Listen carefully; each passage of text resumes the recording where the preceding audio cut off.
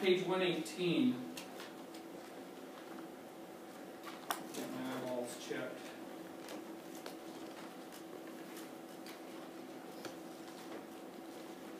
Okay. This is something that we can do with our peak. So it says the energy resolution test evaluates the sharpness of the photo peak produced by the scintillation instrument as exposed. Scintillation instrument is exposed to monoenergetic radionuclide. A relatively sharp bell-shaped peak indicates proper functioning equipment. Widening of the bell indicates malfunction of some system component, such as inconsistent multiplication of electrons in the PM tubes, breakdown in the crystal PM tube seal, or deterioration of the crystal. Okay, so we normally, now, what they're talking about here, this 137 cesium source, this is typically what we use for our scintillation uptake probe and well counter. Okay, normally you could do the same thing. You could calculate your peak with the cobalt. So notice it says a peak that is too narrow is unacceptable, as is a peak that's too wide. So even under normal circumstances, there's a certain amount of incomplete energy absorption by the crystal. It says small discrepancies in the number of electrons produced in the dynode, instances of coincidental photon. What do I mean by coincidental?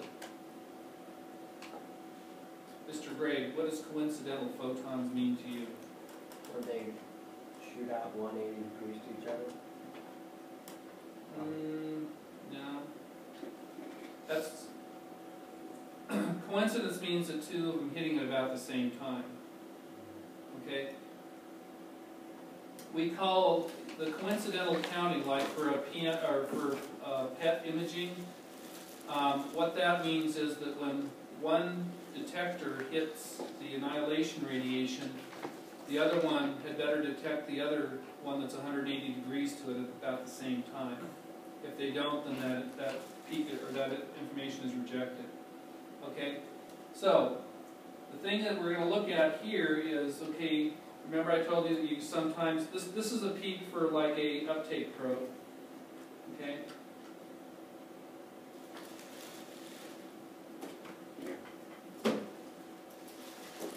So, again, we measure, here's the peak at 12,000. You go down to 6,000, and so this is about 625. Go over here. This is about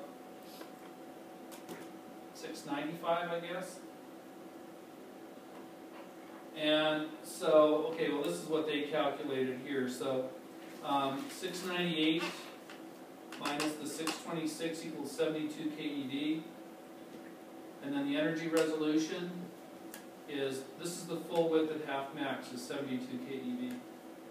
The full width resolution is 10%. So whatever the width is divided by the photo peak, that's 10%. Normally that's a little bit high. Okay. Most books say the resolution should be about 10% or less. I got into a big argument with General Electric because when I did the full width half max on my system, it was like about 14%, and they were saying, oh, no, 15% is fine. I said, well, that isn't what all the books say, so you fix it for me. Okay? But that's one thing that we use this for energy resolution. But remember, I also told you that we can calculate an image. I think I just put that image back, which I probably did.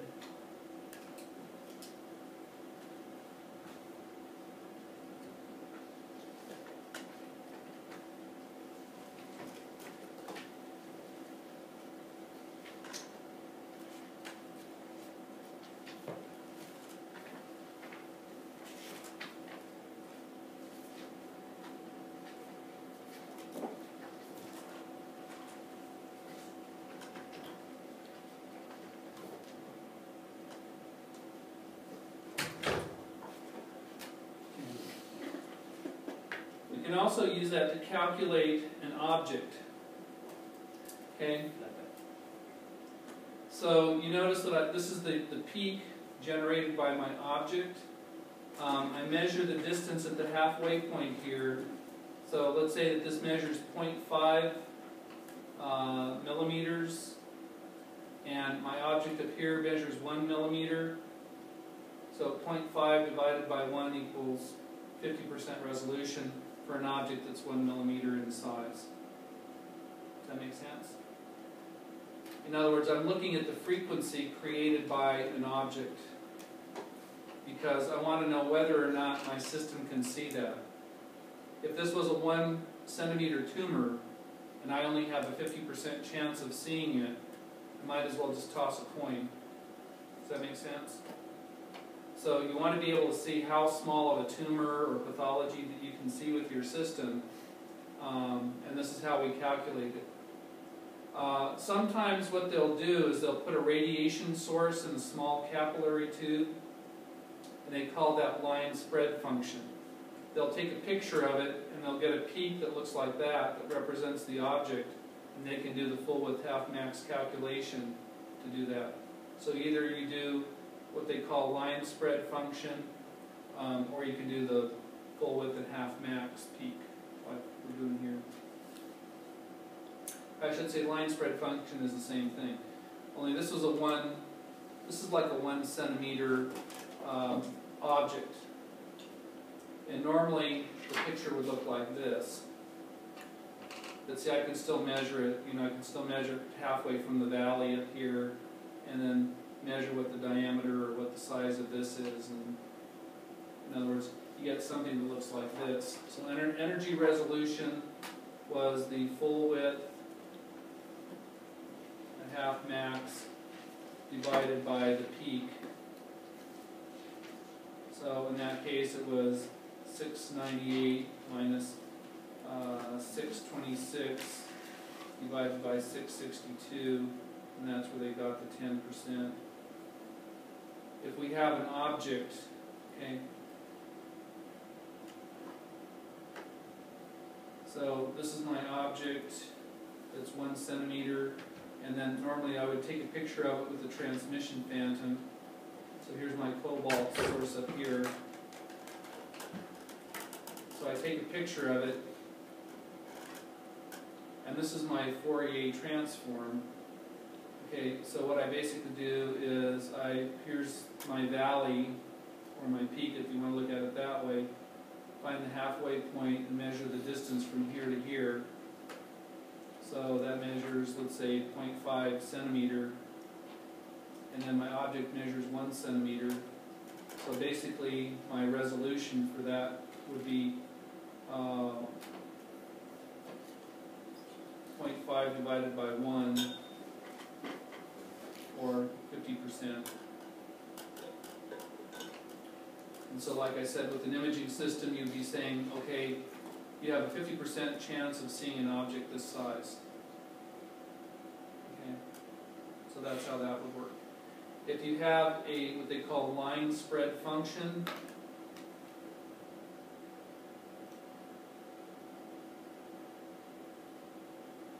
I spelled function right. Okay, instead of having, like a metal object here, I have a tube full of technetium. And what will happen is I'll get a peak that looks like this, except it'll be positive. We do the same thing. We measure the size of the capillary tube, or whatever the container is that has the technetium in it. We then create a profile slice through the image that passes through our technetium. Okay, like what I did here.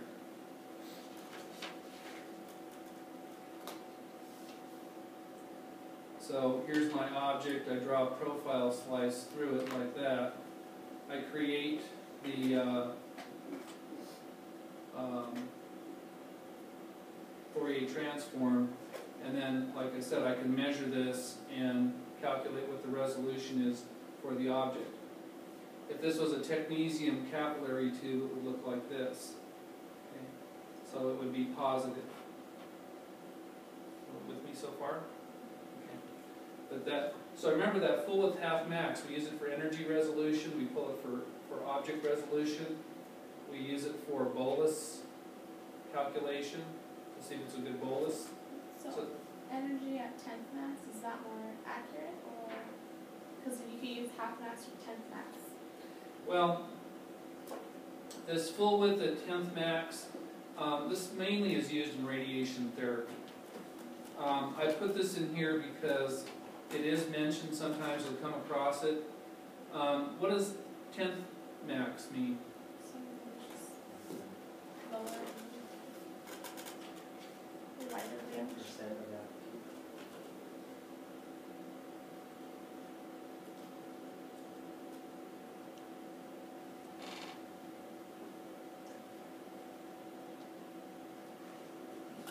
Yeah, if we're doing 10th max, then 1/10 of that is 1,000 counts. So we measure the width at 1,000.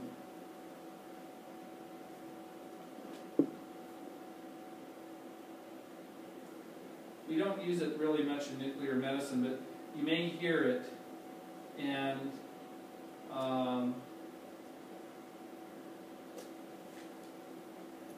you know, you're going to get bigger numbers. But I think mainly it's used in radiation therapy. So this is the full width at 10th max. So here you would have, now again, if this was the energy peak of 662, so basically your calculation would be 800 minus 600 over 662. And as I said, I really don't know what values to tell you for this because we don't really use it. You know, but because they do mention it, it's something you need to be aware of. But it's basically the same thing that we would do here. You know, we find the peak, we find the halfway point of 5,000 counts, that's the half max. And then we draw the lines through it. Okay, and the same calculation. Okay. Alrighty. And then the next thing that we talked about, okay, so we've talked about weakly distortion and spatial linearity. Okay, so again, what I mean by distortion,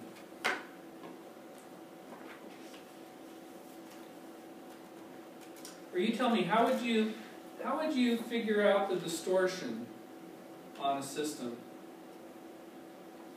A wider, fuller half max. Let's take a look here at our phantoms. Let's say that we, you know, if we're using the PLES, or let's say we're using this one here, fourth quadrant. So, Ashley, how would you determine if you have distortion?